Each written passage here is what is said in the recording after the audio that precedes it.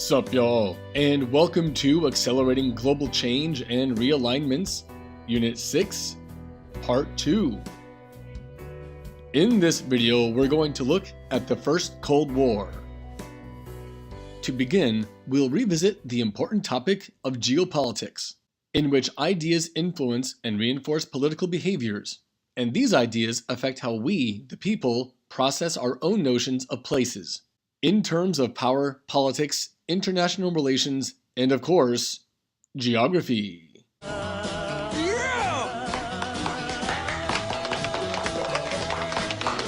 Recall that Alfred Mahan's sea power theory championed the notion that states with the most powerful navies and key locations across the oceans, such as colonies and coaling stations, would be in the best situation to maintain shipping lanes in peacetime and force their will during wartime.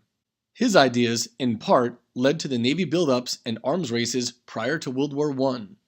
In direct contravention, Halford Mackinder, a British thinker, theorized concepts diametrically opposed to Mahan's sea power. In Mackinder's heartland theory, a state with enough resources at home wouldn't need to use coastal or transoceanic transport to remain coherent.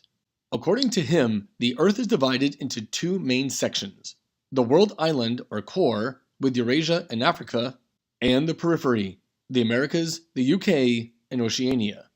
The heartland was a resource-rich land-based pivot area that could be sustained and defended with rich arable land, minerals, petroleum, and other key natural resources. Whomever controlled it would dominate world geopolitics.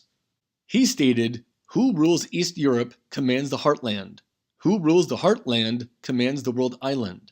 Who rules the world island commands the world." Fast forward to 1942, in the heat of World War II, and Nicholas Speakman was an American intellectual. He studied and critiqued both Mahan and Mackinder. According to him, the fate of world politics, the world sea, and the air would be influenced more by control of the rimland. He stated, "Who controls the rimland rules Eurasia. Who rules Eurasia controls the destinies of the world." The different regions along the rimland had their own special properties. For example, Europe was industrially strong, and the Middle East was energy-rich with petroleum. Speakman suggested the United States work to maintain a balance of power throughout the world island, which helps explain why the US would rebuild Germany and Japan after World War II, to provide a counterbalance to the Soviet Union and China, respectively. This is why he is considered to be the godfather of containment, which would be America's policy during the Cold War. Early in the Cold War, the United States and like-minded capitalist democracies sought protection through combined strength, and in 1949, they formed NATO, the North Atlantic Treaty Organization. It was a defensive alliance that exists to this very day. Years later, the Soviet Union formed the Warsaw Pact in 1955, a 20-year mutual defense program between them and the European Communist bloc that was renewed in 1975.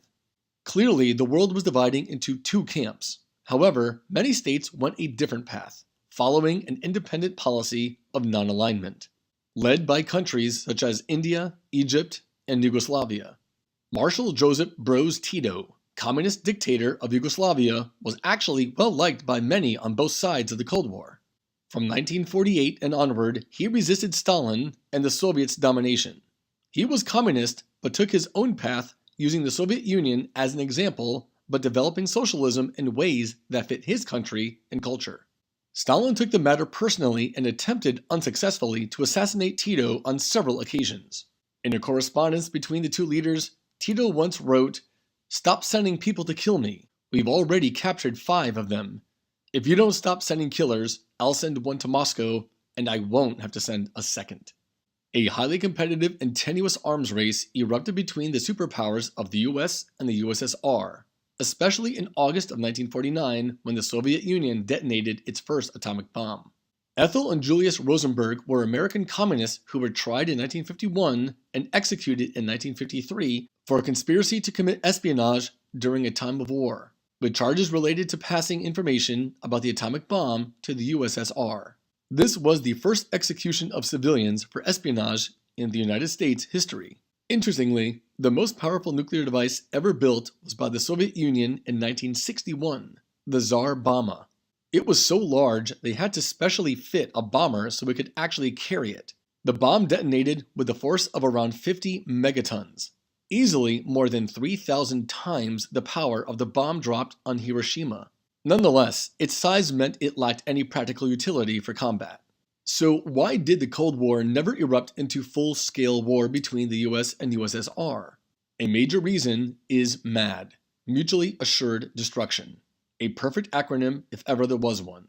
If the superpowers and their allies engaged in direct conflict against each other, inevitably one side would gain a clear advantage, prompting the other side to launch their nuclear missiles in a desperate attempt.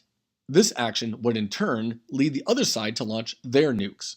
Aside from the cataclysmic loss of life, the survivors would have to deal with radioactive fallout, as well as a nuclear winter. The explosions and firestorms would jettison so much soot into the stratosphere and effectively block out enough of the sun's rays that runaway global cooling would occur, resulting in widespread crop failure and famine.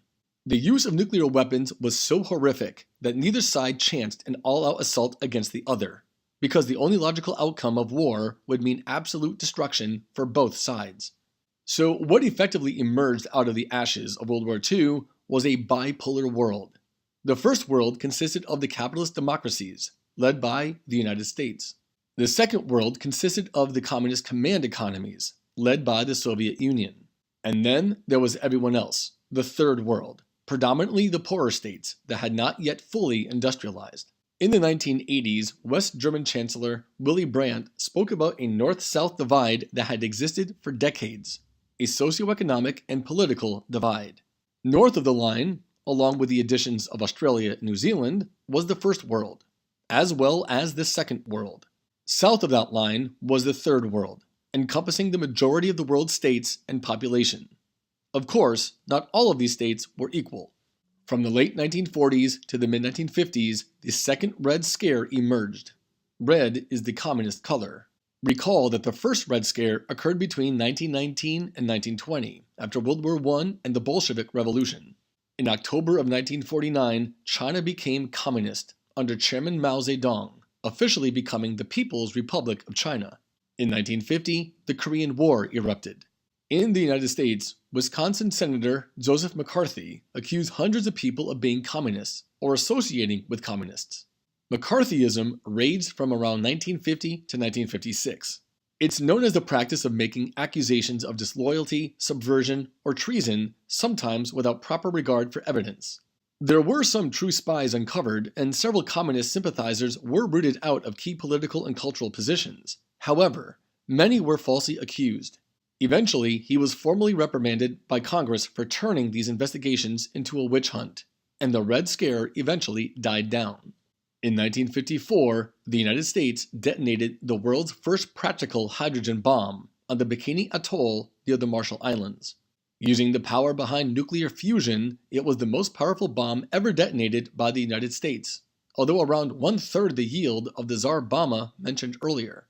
It far exceeded expectations and actually led to forced evacuations of nearby islands, as well as irradiating 23 unlucky Japanese fishermen.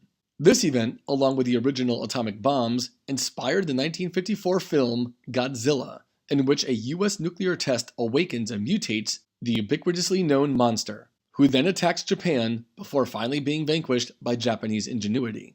Also, the bikini bathing suit was aptly named after earlier bomb experiments on the Bikini Atoll, starting in 1946. In 1955, the Soviet Union detonated their first hydrogen bomb. Many basements and cellars around the world became designated as fallout shelters. Many more were constructed, and schools even simulated mandatory bomb drills. These nuclear weapons also served another purpose. Instead of maintaining a large and overly expensive military to keep the USSR in check, the US adopted a policy of stockpiling hydrogen bombs. Of course, the Soviet Union followed suit. President Eisenhower called this approach a bigger bang for the buck. In the years following, Britain and France developed nuclear weapons as well, and a full-scale arms race was underway. Rather than a hot war of explosions and bullets, the globe would be dominated by a Cold War, one of ideologies between the First and Second Worlds. With the power of nuclear weapons within the grasp of the superpowers, the threat of a potential Third World War was looming on the horizon. That is correct.